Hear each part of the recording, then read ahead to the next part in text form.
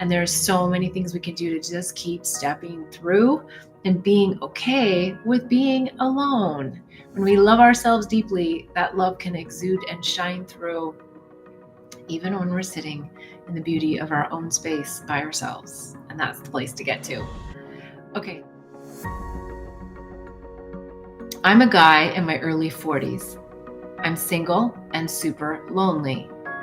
My therapist encourages me to go out on the weekends, listen to live music, and make conversation with as many people as I can. I go to a bar at least one night every weekend, but I still struggle. How can I overcome these heavy feelings of loneliness? Well, first of all, know that you're not alone in the loneliness. It's a pandemic right now. You haven't noticed anybody out there, like loneliness is in like massive waves, and even for some of the most enlightened, because it's a collective consciousness that we are all part of. So even if you're the happiest mother, you know what, on the planet, which Axel talks about and taught me, and I talk about him, my Course in Miracles teacher in Angels, Herpes, and Psychedelics. Even if you are that happiest mofo, there's still the wave, right? And so we're building our toolboxes so that when the waves come, we can come back to a blissfully neutral state a little bit quicker. We don't have to focus on time. However, when we sit in the suffering, we start to program and imprint our brains with the feelings of the loneliness. So that's why it is important to build the toolbox and to get ourselves out of the cesspool of this idea of loneliness sooner. Now, a couple of things about this. Loneliness is all to do with you wanting a connection. So oftentimes we think it's about a connection with another person, and that's great, and we can do that, and I'm going to talk about that. But it's also about a connection to ourself, who we are. And thirdly, it's a connection to who we are, connected to the ultimate reality of oneness, connected to our higher self, connected to something so much bigger than us, but we're part of it. So there's a couple of things here to talk about. And when it comes to being connected to other people, there's some really basic stuff you can do. Okay, I get going to the bar. It's a fun place, dancing, live music, things are happening, energy, right? Lifts your mood. But there's also something about that can be really lonely too. It doesn't have to be, it can go either way. But you mentioned that you were still struggling a little bit here. So I would recommend that you look for an event that's maybe a sound healing, or maybe it's a yoga class, or maybe it's some place where people are more mindful. Maybe it's a kirtan. Even if you don't sing, you just go to be in the vibration of the kirtan, because the vibration of which these groups will bring you is not about just the let's just go be part of a group and feel like we're part of a group when we know we're really not part of that group. Like, you may have a couple people but it may not be your friends. But when you go to like a kirtan or these other more spiritually inclined groups, everyone there is holding a space, wanting everyone to feel connected. It's the nature of these groups. And even though we still feel like we're separate, the energy of the kirtan, the spirit in the room that is moving with the sound of the singing, and the energy, the spirit in the room that is moving through the sound of the bowls, I guarantee you that is there for your highest good.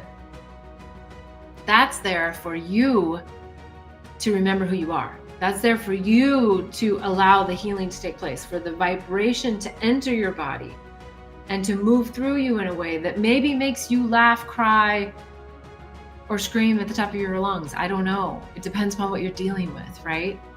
And so you want to experience yourself from this internal perspective at an event like a mindfulness thing versus an external thing. You can still do the external things. Dancing is great. Being in your body and dancing is great. It's how you perceive yourself on the dance floor. Oh, do I have good enough moves? Is there somebody sexier than me? You know, like whatever the questions are that come in your head. That's what you don't need to do. What you do need to do is just feel like, man, I feel the rhythm of that beat. You know, like whatever it is, if you're going to do a live music, like I feel the rhythm within me of which I'm expressing outward, and I don't care what I look like, right? I mean, it makes me think of like Elaine on Seinfeld, like such a silly example, but yeah. And it makes me think of, okay, this is a really, great idea. A static dance. So if you know of a static dance and you feel like it's a safe space, I highly recommend it. Oh my gosh, I love to do this in Bali because in Bali, it was like always full of like really high vibe people, or at least people who were on the journey, and there was no judgment. It's not like you're at a nightclub and you're like, oh, look at how silly they look. No, not at all. It's, you go there, if they're intentional ecstatic dances, right? You go there to just like move your body and just shake it out. And it doesn't matter how you look. It doesn't matter what you wear. You're just going to be in flow, and everybody has that same intention, and you're just ecstatic about dancing.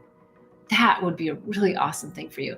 And the traditional ecstatic dancing that I'm familiar with, there's no talking.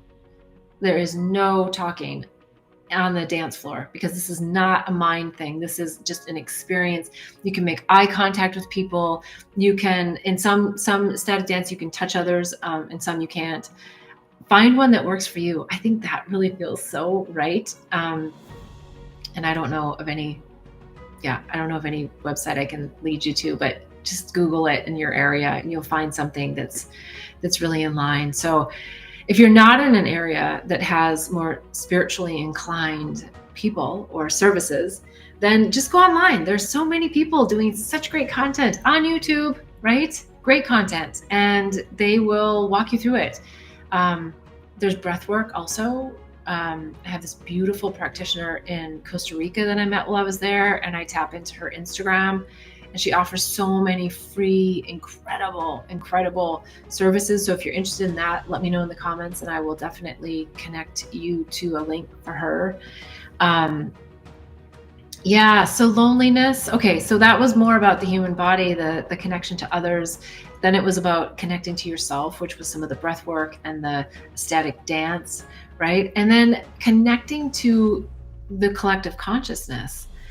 An idea that comes to mind there when you're at that place and space is considering, if you have a safe set and setting, that you may want to experience some plant-based medicines.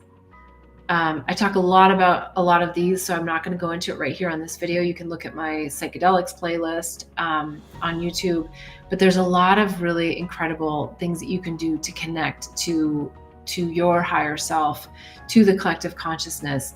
Again, I'm always going to say, in a safe set and setting. I am not a proponent of recreational. If it's your thing, that's your thing. That's totally fine. It's just not something that I feel is something I want to endorse. And I have a guide. So if you go to bethbell.me, you can get the psychedelic resource guide. And I list in there so many great pearls of wisdom, things I've learned, tips, tools, especially before you go to a ceremony, and things after, because integration work is the most important thing. So, so many resources available. All right. Hopefully that answers your question. I totally get loneliness, and we are all in this together. And there's so many things we can do to just keep stepping through and being okay with being alone. When we love ourselves deeply, that love can exude and shine through, even when we're sitting in the beauty of our own space by ourselves. And that's the place to get to. Okay, let's go to the next question.